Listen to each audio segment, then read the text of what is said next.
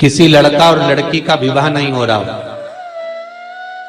30 साल हो गए, 32 साल हो गए, 34 साल हो गए, लड़का लड़की का विवाह ही नहीं हो रहा। बहुत टेंशन है माता पिता।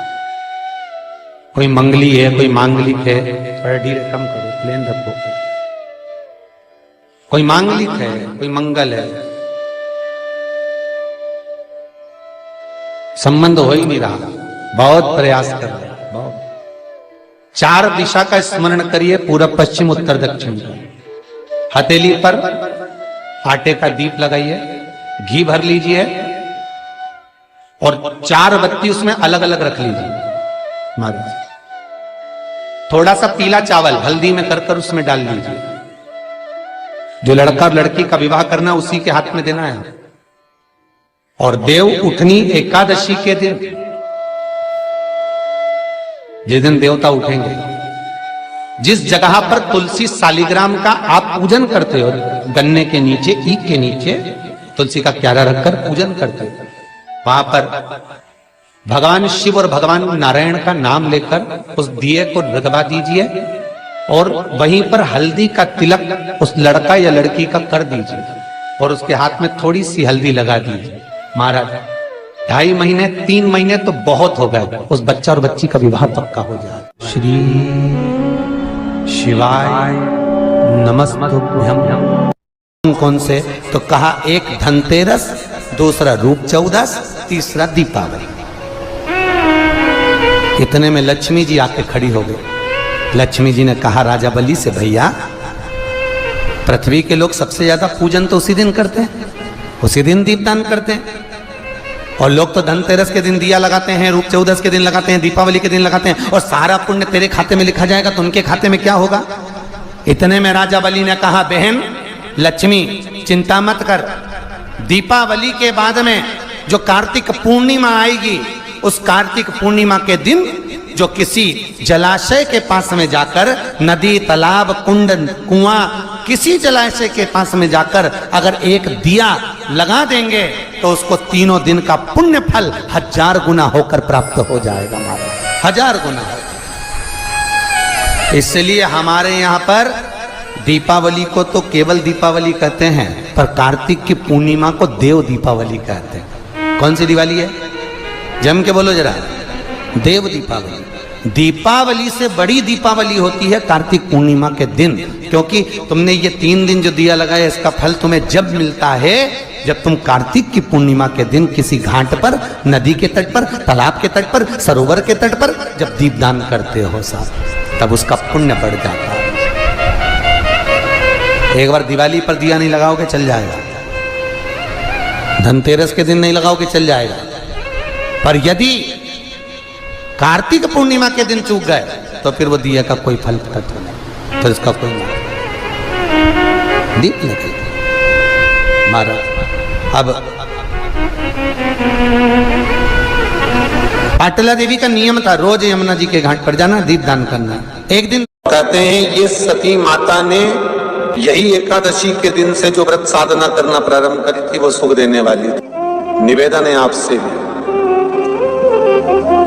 कोई कार्य अटक रहा है, तकलीफ आ रही है, दुख है, लक्ष्मी नहीं आ रही, परेशान हो, 108 बेलपत्र की, जो बेलपत्र होते हैं उसकी, इसको छेद तो करते नहीं है सुई से, बेलपत्र की डंडी को बांधते जाओ 108 बेलपत्र की माला बना लो और माला बनाकर भगवान शंकर के गले में, शंकर के शिवलिंग को जो चढ़ा देता है, उसकी मनोकामना भगवान शंकर पूरी कर देती हैं। अट्ठा एकादशी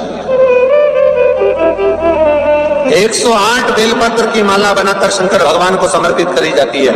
माता लक्ष्मी ने भगवान विष्णु को पाने के लिए तुलसी की माला बनाकर समर्पित करी थी, जैसे सती ने शिव को पाने के लिए, कामना को पूर्ण करने के लिए। शास्त्र कहता है घर के बुजुर्गों को, घर के बड़ों को, जेठ जेठानी हो, सास ससुर हो, घर में जो तुम्हारी उम्र से बड़ा हो, उसको आज पीला फूल या पीली चने की दाल या पीला वस्त्र, कुछ भी पीली सामग्री आज घर के बड़ों को देना चाहिए। क्यों देना चाहिए? तो शिव महापुराण की कथा कहती है कि जो शुक्ल पक्षी की एकादशी के दिन, पुराण की कथा कहती है कि जो शुक्ल पक्षी की एकादशी के दिन पीली वस्तु का दान दे देता है, घर के किसी ब्राह्मण को देने नहीं जाना, किसी मंदिर में देने नहीं जाना, आपके ही घर में, आपके ही घर के बड़ों को कोई सी भी पीली चीज का दान कर सकते हो। फूल हो, मिठाई हो, कोई अनाज हो, कोई वस्त्र हो, पीली वस्तु का दान दे दो। क्यों होगा? क्या होगा उससे? शिव महापुराण की कथा कहती है उससे जिंदगी में कभी बड़ी बीमारी प्रवेश नहीं करती। सनातन धर्म कहता है बट वृक्ष की पूजन करने वाला, बट वृक्ष के नीचे शिव की आराधना करने वाला, लोम समर्पित कर जल चढ़ाने वाले का जैसे कर्ज मुक्ति होती है, उसी तरह आंवले के वृक्ष के नीचे मात्र ताजा मिष्ठान दूध का बनाकर उस सामग्री को भगवान आंवले के वृक्ष के नीचे पूजन करने से लक्ष्मी और संपदा की वृद्धि होती है। जैसे शमी का पौधा, शमी का वृक्ष, शमी के वृक्ष के नीचे मात्र दूध और जल मिला हुआ जल, शमी के वृक्ष के नीचे मात्र ओघड़दानी अवधूतेश्वर महादेव के नाम से केवल हफ्ते में एक बार भी अगर दूध और जल का मिश्रण शमी के पौधे के नीचे कर दिया जाता है तो कहते हैं शरीर में बड़ी से बड़ी अगर बीमारी है, कहीं कैंसर जैसा रोग है या किडनी लीवर जैसा रोग है, कोई भी तकलीफ, कोई गांठ अगर शरीर में हो गई है, तो शमी के वृक्ष के नीचे दूध का जल थोड़ा सा हफ्ते में एक बार अवधूतेश्वर महादेव के नाम से समर्पित कर देने से रोग का निवारण होने लगता है, रोग थम जाता है और आगे नहीं बढ़ पाता और उसका इलाज चालू हो जाता है। सुख का अनुभव।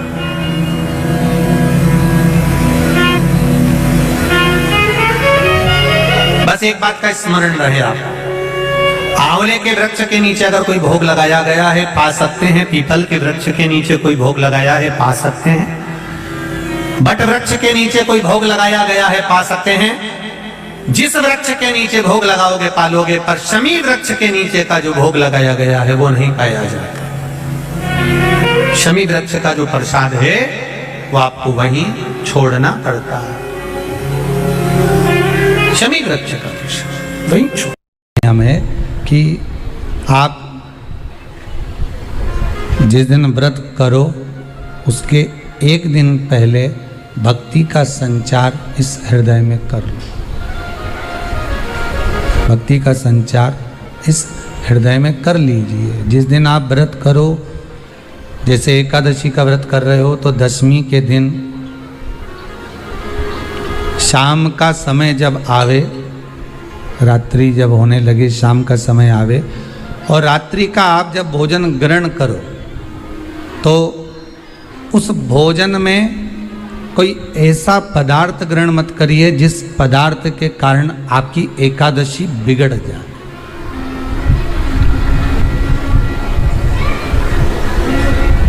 कोई बेकार भोजन हमें ग्रहण नहीं करना, श्रेष्ठ भोजन ग्रहण करिए दशमी के दिन। और एकादशी का दूसरा नियम बहुत ध्यान से सुनिएगा। जिस दिन आपकी एकादशी का व्रत हो उस दिन प्रयास करिएगा कि अपने हाथ से किसी भी वृक्ष की कोई पत्ती टूटे ना। अपने हाथ से किसी भी वृक्ष की, पौधे की, किसी भी वृक्ष की पत्ती अपने हाथ से ना टूटे। बहुत ध्यान दीजिएगा महाराज। एकादशी का ये दूसरा नियम है कि अपने हाथ से किसी पौधे की, किसी वृक्ष की, किसी डाली की कोई पत्ती टूटे ना, कोई पत्ती ना टूटे, इसका प्रयास करिए।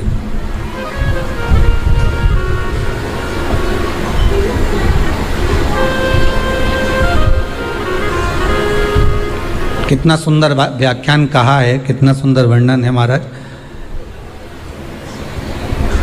कि मात्र एकादशी का व्रत कर लेने पर, मात्र एकादशी का व्रत कर लेने पर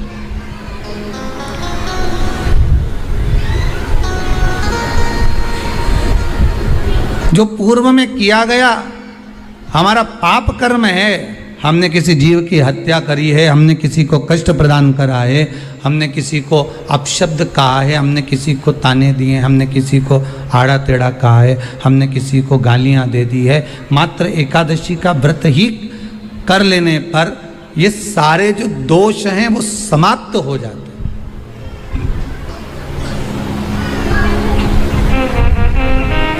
सारे दोष हमारे समाप्ति पर आ जाते हैं।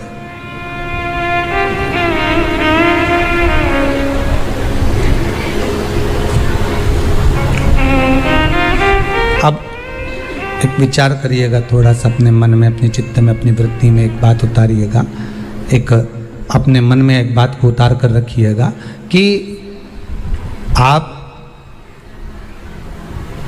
अपने पाप को, अपने पाप कर्म को जिस दिन छिन्न करने वाले हो, समाप्त करने वाले हो, अपने पाप को आप जिस दिन समाप्ति पर लेकर जा रहे हो, तो उसके एक दिन पहले आपको प्रसन्नता होना चाहिए कि नहीं होना चाहिए कि कल मेरा पाप कटने वाला है, कल मेरा पाप समाप्त होने वाला है, जो मैंने पाप कर्म करा है वो समाप्त होगा, जो मैंने पाप कर्म करा है वो कल समाप्त हो जाएगा। तो एक दिन पहले आपके चेहरे पर प्रसन्नता हो कि ना हो?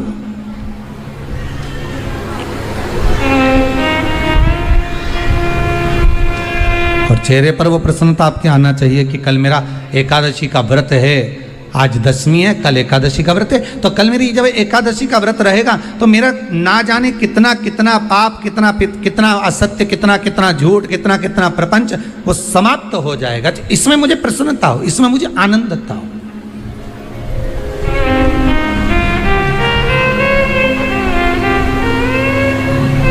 तो क्या कहा गया कि प्रयास करिएगा कि एकादशी के दिन कोई वृक्ष की, कोई डाली की, कोई कोपल की कोई पत्ती ना तोड़ी जाए। क्यों? तो कहा अगर उस पत्ती को हम तोड़ देते हैं, वृक्ष की पत्ती को या क्यारे में लगी हुई कोई डाली की पत्ती को हम तोड़ देते हैं तो एकादशी का पुण्य फल प्राप्त नहीं होता, एकादशी का कोई फल हमारे खाते में नहीं जाता, पुण्य फल प्राप्त। अब फिर भले तुम चाहे तुमने मोरदन खाया हो, चाहे तुमने फिर चिप्स खाई हो, चाहे तुमने फिर व्रत का कितना ही सामान खा गए हो और तुमने सोचा कि आज मेरी एकादशी है, तो फिर उसका कोई फल प्राप्त नहीं है, उसका कोई सुख प्राप्त नहीं है आपको, फिर उसका कोई आनंद प्राप्त नहीं है आपको, फिर उसमें कोई आनंद की अनुभूति आपको नहीं मिल रही।